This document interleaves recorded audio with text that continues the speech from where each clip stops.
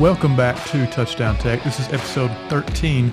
Today we're going to be talking about the Kentucky game recap as well as previewing the game of the year against UT Martin in 2 days. The big one. The big one. They are such a good team. It's incredible. I mean, you have the two best teams in the OVC going head-to-head. Yeah. This is for all the marbles. If Tech loses, they got to share the title. They win, they get it outright. Yeah, that's going to be a fun preview. We'll get to that game later on, but I'm excited to talk about that game. We had a pretty important guest on the show today. Very important guest. The General. The General Swaff.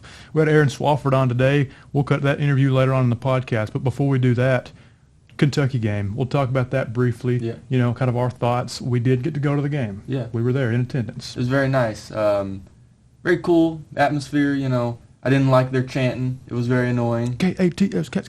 Yeah, that was enough of that. About annoyed me, but overall, it was a pretty cool game to go to. It was, it's cool to go see Tech compete at that level and to go see a stadium like that. It was a lot of fun. Unfortunately, game didn't go Tech's way. Yeah, I mean, okay, here's the thing. It's, you've heard it a lot. It's an SEC school versus an FCS opponent. Yeah. The fact that there was even a little bit of media coverage leading up in the game as Kentucky's in trouble, Kentucky better watch out. I think that just speaks to the progress that this program has made in less than 2 years with Coach Wilder. So I'm proud of the way that they handled it. The whole thing. They went up there and they competed. Obviously, like you said, the score didn't exactly. It wasn't the best outcome possible. No. But at the same time, even if you would have beaten this Kentucky team, that doesn't really do anything for you. Yeah. You see what I'm saying? The Kentucky game is this Saturday. Mm-hmm. This Saturday, that's the game. But we'll talk about more Kentucky anyways. The game itself, it wasn't super competitive. It was 42-10 final score, obviously. But to me, there were a few players that did stand out. Like there were a few players that Tech had that could play, I'm not going to say in the SEC, but could play at the next level. Yeah, absolutely. A lot of guys that, they didn't get the best stats, but they looked good, like Mari Sullivan.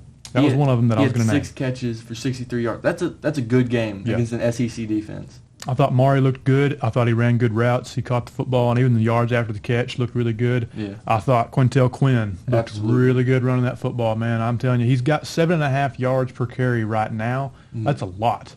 Yeah. I would like to see him get the rock more. I think so, and I think they will give him the rock more if the circumstance presents itself because so far you've not really had to hand him the ball 30 times. And if you don't have to do that, don't do that. You know what I mean? Don't wear him out and don't wear him down. Swafford was on the show. He was talking to us. I don't know if it got recorded or if it was beforehand. They're healthy right now. Tech's a healthy football team in week 13, game 12. So that's really good going into the playoffs, especially. Quintel Quinn looked really good. I thought Kokovas Paris had a good day. I know he threw that pick, but depending, given the circumstance, he kind of ran for his life a few times. I thought he played a good game. Yeah, he was absolutely moving. I remember there was one play where he rolls out to the right. He gets all the way to the sideline, somehow avoids going out of bounds, and circles all the way back to the left side. He was fighting. That's the important thing. Stats aren't everything. It's about the effort that they put out on the field. And he was given as much effort as possible. I think I speak for the Kentucky fans when I say that they were probably impressed with what he was being able to do on the field, especially in the first half, because he was Tech's entire offense in the first half pretty much. And so I think they were impressed by his performance against Kentucky. Another guy that stood out to me, we talk about him a lot, Theron Gaines. Theron was everywhere. Theron was here. He was there. He was making tackles, and it just looked like he stood out. You know what I mean? On Tech's defense, he stood out to me. Number 9 did. Him and Swafford both had 7 total tackles. Mm-hmm. They were really the driving force of that defense. And, we talked about last week. We talked about that Kentucky news organization that said that that Tech had a better position group than Kentucky. They had better linebackers than Kentucky did, and they were right. I believe that. They were right. I really do. Theron and Swafford are they're by far probably one of the best linebacker duos in the FCS. I think they are. I don't know of another team that has those two guys. It's good. It's okay to have one good linebacker, but when you have two that are playing at similar levels, and when I mean similar levels, I'm talking not only all conference. I think they deserve a little bit of the All-American talk. If you look at the stats and the way that they impact the game, I think you should at least consider them in the All-American conversation, both of them. And for Tech to have potentially 2 All-American linebackers in the same season, that's crazy. That's some North Dakota, South Dakota State kind of stuff. Yeah. And this is not your average, Tech's just had a good year. Now, this is serious, like, competition, you know what I mean? Yeah, the stars definitely aligned to get both those guys to be at the linebacker position, because Swafford had to stay here through losing seasons. Yeah. Theron transferred here, and he switched from the edge rusher role to a linebacker role. Yeah. So to get those 2 guys to play together, it took a lot, but it is very worth it because now we have a very solid D-line. Theron would have been great as an edge rusher, but he looks really good as a linebacker. Mm-hmm. He plays well in space. He's very fast. His closing speed is something that I didn't realize that he had when he played defensive line last year for Tennessee Tech. But he's really impressive. He can do a lot of different things. And his buddy is pretty good too. Number 19, Aaron Swafford. Yeah, speaking of Swafford, I think we should go ahead and let the fans get to the interview. I agree. Let's cut to that interview right now. Here with all-conference linebacker and Tennessee Tech football captain Aaron Swafford. Man, Aaron, appreciate you being on the show, man. Yes, sir. Appreciate y'all for having us on. Absolutely. You've been killing it this year, so just congratulations on that. So, okay, you stuck it out with Tech football for multiple years, right? To me, you're one of those guys, you're talented enough. If you wanted to, you could have went in the transfer portal last year, but you didn't. You stuck it out. What made you stick it out for this year in particular? Yeah, just kind of just wanting to reap the work and the fruits of our labor that we've been putting in. A lot of not very successful seasons recently until Coach Wilder kind of came and introduced this mindset and this program mentality. And I think just the desire to win and win for a place that kind of deserves it like Tennessee Tech does.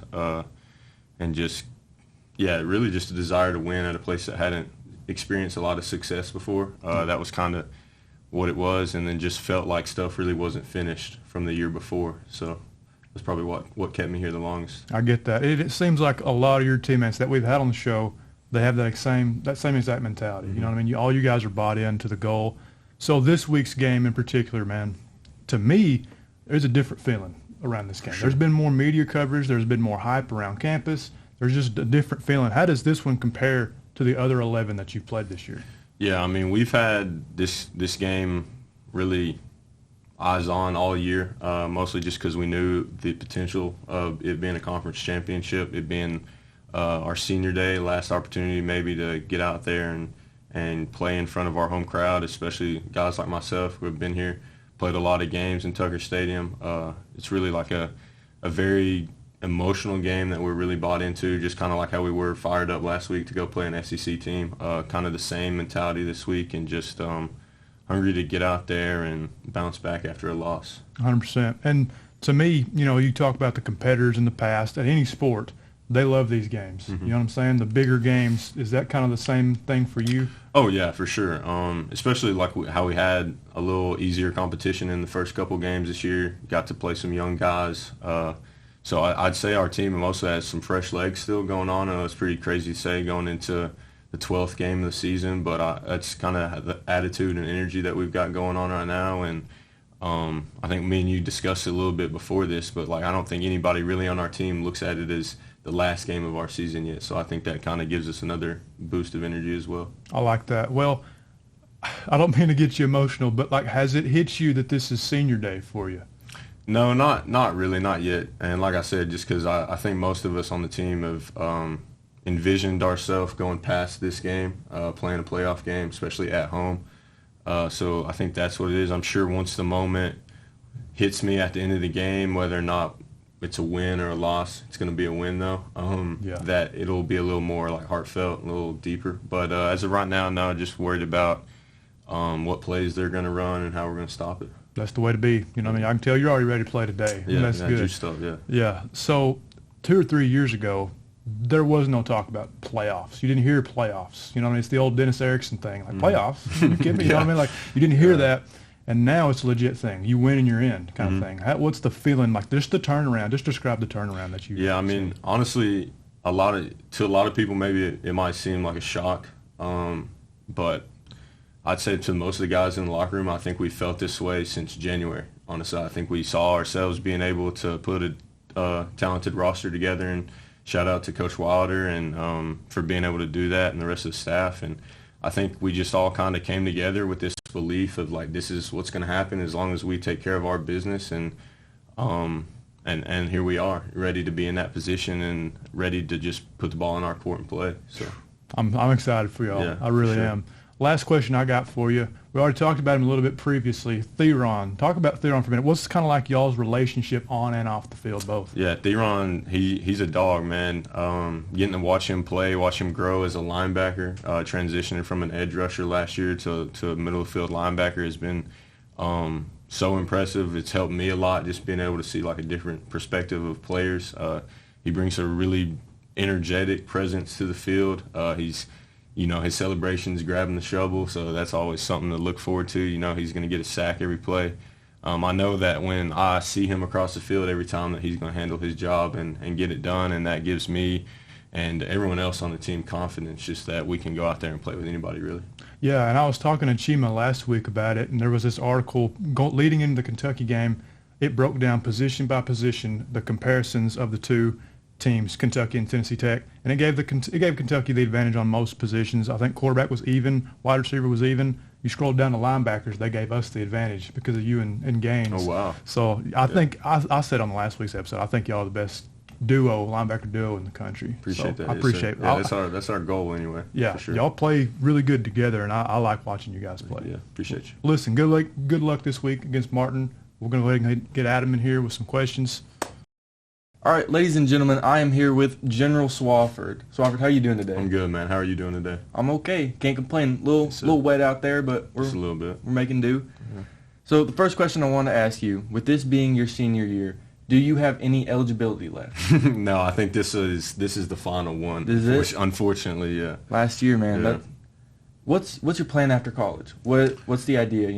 Yeah, I'm gonna keep exploring my options throughout my football career, whether that's like overseas or somewhere here like the UFL, NFL. Just open any opportunities that I can get, and then I'd love to stay around the game for as long as possible, whether that's coaching or being in a general manager role or working as an athletic director or something in that nature. I've just always been around football and love football. It's my passion, and don't see myself doing anything else really. So. Yeah, Kuchar said the same thing. He talked about after playing, he wants to go into maybe a coaching role or something like that.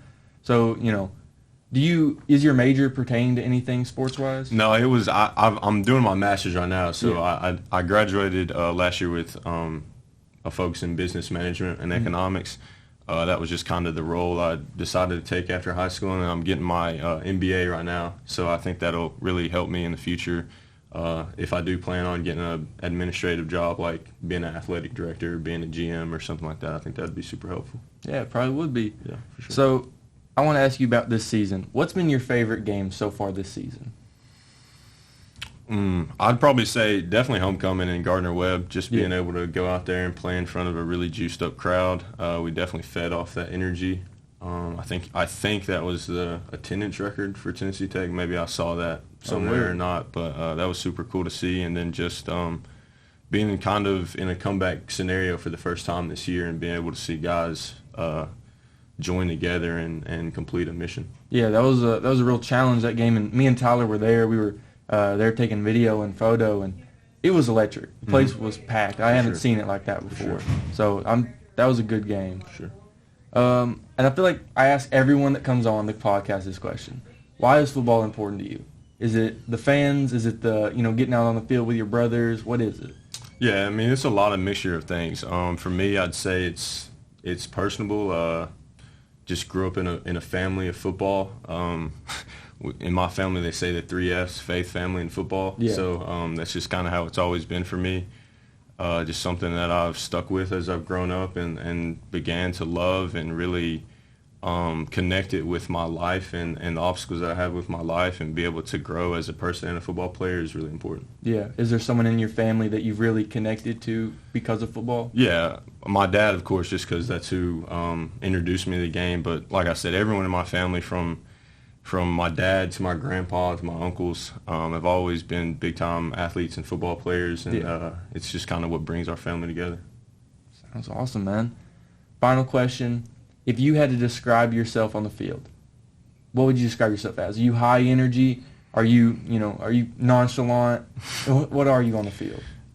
I think it's more of like a, like I said, like a mixture of things. It just really depends on the scenario, on the game, depending on what my teammates need. If they need somebody that's going to come in there and yell and get in their face and fire them up, I don't care to do all that. Sometimes I enjoy doing that, but at this level, guys don't really need much of that. They're kind of just focused on being the best version of themselves. So I like to think that I'm more calm and collected on game day, kind of being there for my teammates, just being a pick-me-up guy, and just letting them know that it's a team event, Being able to adapt as a leader is always important. Exactly, yeah. But I think that's all the questions we had for you, man. Sure, Thank you so much for coming on, and we'll get back to the regular broadcast. For sure. Appreciate y'all. Thank y'all. Wings up. And that was Aaron Swafford, captain of the football team, all-conference linebacker, just a great guy, a very chill, nonchalant guy, and a great, even better football player. Yeah, reminds me a lot of Kuchers, very laid-back, chill. But one of the things he touched on was leaving a legacy. He stuck it out through the bad because he wanted to reap the benefits of his hard work. Mm-hmm. He's reaping it now. And he's got the same goals as Kuchers does after football. Yeah. He wants to stay in the game and maybe be a coach or some kind of role like that. He wants to stay involved in the game. So, yeah, I agree. A lot of similarities with those two guys. They're both great players, they're both captains. Absolutely. So Tech they've got an embarrassment of riches, when it comes to football players, especially on that defensive side of the ball, you've got some real just good guys. Yeah, you know what I mean? Absolutely. A lot of guys who understand. They have, good mindsets. I think they all seem to be very mature. They're not out hunting glory. They're not out looking for a new school every year. They're not, trying to do what's best for them. They're doing what's best for the team. Mm-hmm. They are all very mature, and that's what Wilder talked about when we had him on the podcast, is that all these guys are so mature. Yeah, and they've all got one goal in mind. He talked about it when he was on the podcast. Coach Wilder did. The goal is to win the OVC championship outright. Yeah. Not to share it with anybody. They want to win the OVC championship outright because that gives them a spot in the playoffs. You know what you have to do? They have an opportunity this weekend. Yeah. In order to win outright, you have to beat UT Martin. Yep. You lose to UT Martin, you will share the title with them. Mm-hmm. If you beat them, it's all yours. And even with a loss, they can still get in the playoffs. Yeah. However, that's not the goal. That's not even an option right now because of everything that they've done this year. Everything, the blowouts, the lead in the FCS in scoring at one point. They're still in the top 2 or 3 in scoring with 42 points per game. With everything they've accomplished, the records they've broken, you can't lose this game. Right? No. You know what I mean? You can't lose it. Everything that you've done so far is building up to Saturday. Yeah. You have to win. You got to win the game so you can be crowned OVC champions. Absolutely. It is not only important that you just want it outright. It's important that you will leave the OVC with it. Yeah. That is a big statement, and that's something that this team wants because, when you share it 4 ways last year, that's not a good feeling. Yeah. That feels un-American. Let's be real. Yeah. And, we want to win this thing outright. We do not want to share this title with anyone. We want to leave the OVC and say we are better than all of you. Yeah, and they are. They're more talented. Tech's a more talented football team than everybody, including Martin. Yeah. But it's just a matter. Sometimes it doesn't matter in football. No, it doesn't matter. Who's going to win on that day? We'll see. Let's look at the matchup from last year because last year's game was very close, very tight. Martin was the favorite. I think they were ranked in the top 20 in the FCS. Yeah. They were a program, they had been established. Coach Jason Simpson, who's still there now, had been there for a while. Coach Wilder's first year, they go on the road to Martin. Just kind of a normal Saturday game. They absolutely play their brand of football, which is stopping the run and running the ball. They beat them 10-9, a huge upset on the road against Martin last year. Daniel Rickert had 4 sacks in one game. They could not block him. That was what it boiled down to. We had Daniel Rickert, and they did not. Yeah. But what I'm trying to say is they're going to be out for blood. Martin remembers that game. They've circled it. They're going to be wanting to get revenge from that last year's game because they could have won the conference outright had they not lost to Tech that day. Yeah. But instead, they shared it with half the conference, 3 other teams. So it's a very similar situation. So last year's matchup, like I said, 10-9 final score. This year, hopefully, the favored team gets the victor. Let's hope so. Yeah. And you talked about that game last year, and even this year. Those are program-defining wins. Mm-hmm. Wilder is building himself a program. He is, he took us from losing seasons. He went 7-5, and now he has potential to go 11-1. That is a program. That's turned into a dynasty. Yeah. You have to win games like this if you're going to establish that. If you want to establish the mentality for the players, if you want to establish, that kind of culture within the organization, you have to win games like this. This will be one of the biggest games Tex plays because not only is it in-state rival, it is the second best team in the OVC. Mm-hmm. You have to win. It's a big time matchup. It's to me, I've not seen a game that has had this much hype around it, and this much campus buzz around one specific football game for Tennessee Tech. I've not seen it before in my life. No, absolutely. They're doing a lot of stuff. They sent out an email with a video from Coach Wilder, trying to get the fans involved. I think it's free attendance, right? Free attendance for students, yeah, for students. So you got all this stuff. They're having a powwow outside the student, the RUC. They were getting after it down there. Yeah, they were having a party, handing out pizza. They are trying to get as many people here as they can. Yeah. So I hope the stands are packed. I really do. I'm not going to be able to go to the game, unfortunately, because my job hates me. But yeah. We'll have to. I just have to hope that the stadium will be packed. Well, I'll be there. I'll be able to get some video, and I hate that you can't go to the game because this is the game, but I expect full capacity stadium attendance. I really do. It was crazy against Gardner Webb. That game was nuts. I expect it to be that much loud, or if not louder. You know what I mean? I think there's going to be even more fans in attendance and everything because of all the hype that this game's gotten and because of the magnitude of it in general. You know what I mean? It's important, as we keep mentioning. Okay, actual matchup. Yeah. Let's break it down. Let's get into the X and O's. Let's get into the X's and O's. UT Martin is a good football team. Very good team. They are really good on defense. They're second in the OVC in scoring defense behind Tech. They're second against the run behind Tech as well. And they're third in rushing offense. So to me, this team reminds me a lot of Tech last year. Yeah. Because they started out slowish, kind of sluggish. They weren't winning games. And then they hit their stride about mid-season, and they've won a bunch of games in a row. And now they're 6-5 overall, but they're 6-1 in the conference. That's exactly where Tech was this time last year before they played Eastern Illinois, and they won that game. So very similar, circumstances. Yeah. But the roles are almost, swapped from what last year's matchup was, because Martin was the team to beat, in the OVC there for a minute. But anyway, Jace Bauer, their quarterback, he's a problem. Another dual threat. This guy has 9 touchdowns on the ground. Golly. Quintel Quinn, the guy we have praised all podcast, he has 9 touchdowns on the ground. So Bauer has matched our starting running backs' production and touchdowns rushing. Yeah, that's impressive. He's very good. We haven't got to watch a lot of film of him. We haven't been watching UT Martin's games. Not a lot out there. We're watching Tech. But he's really good. I know that for a fact. I've heard about him all year. Yeah. I've heard about Bauer this, Bauer that, and I'm not trying to toot my own horn, but I was excited about this game. Martin, way before, the Davidson game. I was like, the Martin game is the one I'm excited for because I knew the potential for something like this to happen. They have a really good defense, really good kicker. I was surprised to see that. I don't like good kickers. I do not either. They can cost you games. Yeah.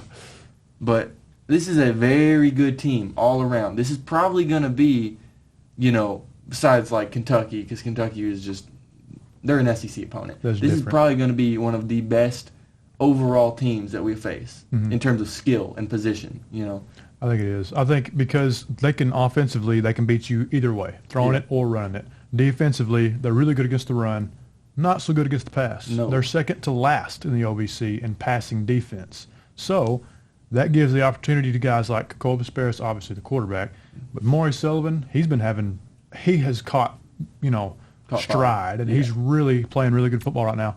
Trey Holloway, watch out for Trey Holloway on Saturday. So guys like that, I think, could have a big time game. Tramel Jones is another guy. Brian Courtney, he scored against Kentucky. Yeah. I expect to see him get some throws his way. I hope so. He definitely needs the ball. Yeah. But overall, receiving wise, Tech, they've got to, I think, attack the deep ball.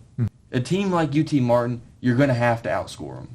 They took some deep shots against Eastern Illinois. They weren't able to connect. Yeah. So that's something you're going to have to watch out for. I expect them to clean that up. I'm not worried about that because those shots were there. They were wide open. Yeah. They did not take many deep shots against Kentucky. I get that. You know can't. What I mean? There's no really reason to. But yeah, this Saturday, attacking the pass they're weak in the pass defense. So Yeah. you attack their weaknesses. I think that'd be an interesting matchup. I still think Tech's going to try to run the ball. Just if you can establish that run, you got to do it. Yeah, it's definitely going to be about attacking whatever UT Martin throws at you. Mm-hmm. If they are stacking the box, you got to figure something out. You're probably going to have to go short. If they're playing like cover 4 to try to make up for their lack of pass defense, you got to run it.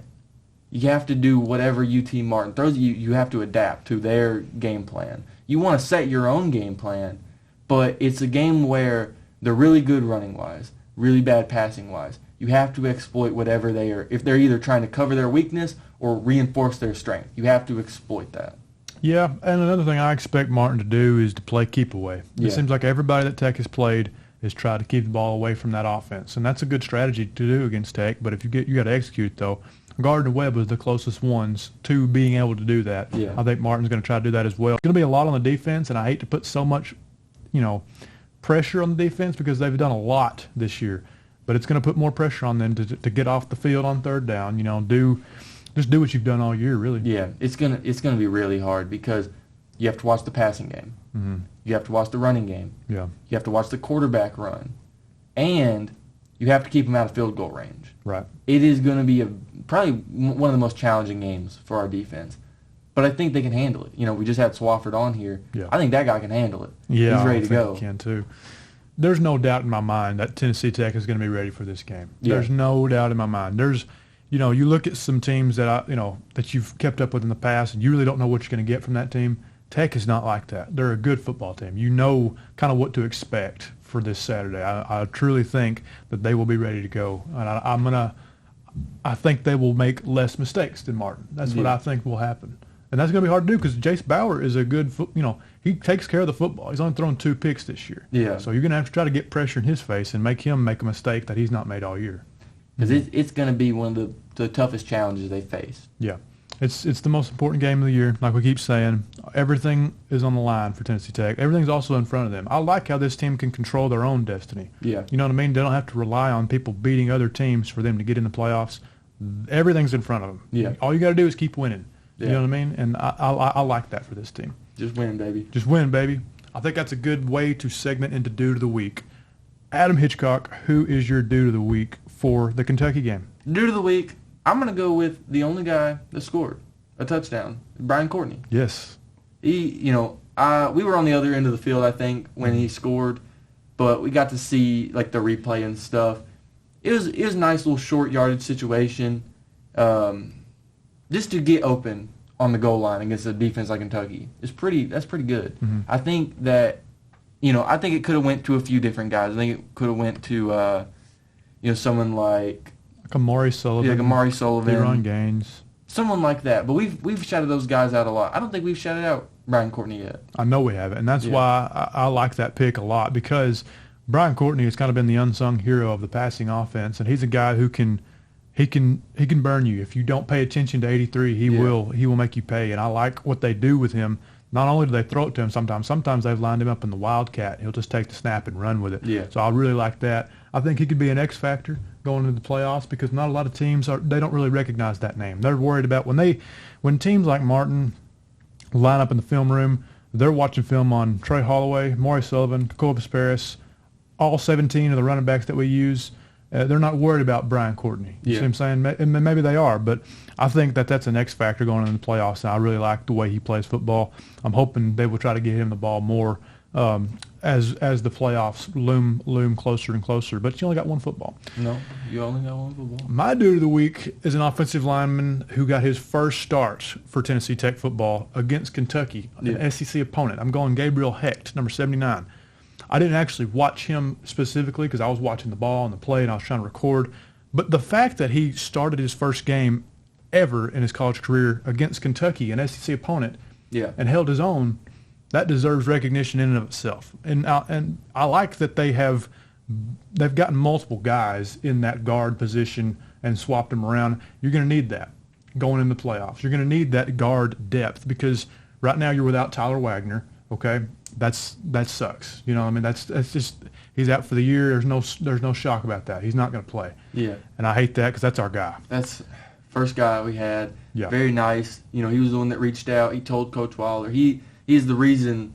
Or he's the catalyst to why all of this is gone to where it is right now. 100%. Tyler Wagner, if there was a credits that rolled at the end of Touchdown Tech podcast, his name should be in there. Special thanks to Tyler Wagner, something like that. So we have a lot of love for him, but what I'm trying to say is the guard position, it's good to get multiple guys in that position and go ahead and throw them into the fire right now, so that way when it comes playoff time, you've got guys like the Delk twins who you can throw in there. You've got T.J. Holmberg, who's played some, and now you've got Gabriel Hecht. You can add that to the arsenal as well. So offensive line depth is crucial for playoff games.